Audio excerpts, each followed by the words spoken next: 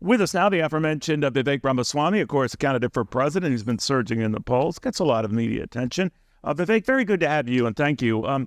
First off, on this border situation, you had talked about militarizing the border in the latest debate. You've had a very tough approach to this.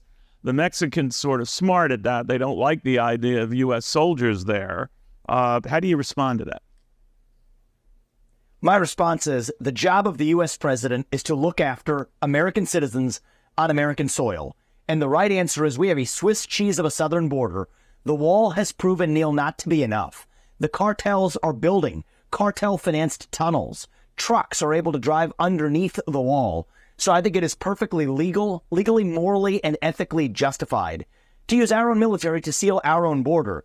I'm also a pragmatist, Neil. There's also a pragmatic solution that nobody else is really talking about seriously that can solve a significant part of this problem now. What you have right now is not only not enough people at the border, that's half the problem. The other half of the problem is enough of the people in the U.S. government who are staffing the southern border aren't doing the right things. What does that mean? If somebody comes in and says they want to seek asylum, here's an easy change we can make. You have to provide proof of actually imminent danger. None of these people who are temporarily being granted so-called asylum actually meet that description, certainly almost none of them. With that simple change, we can take care of 75% of this crisis right now, the short-term crisis, out of the gates.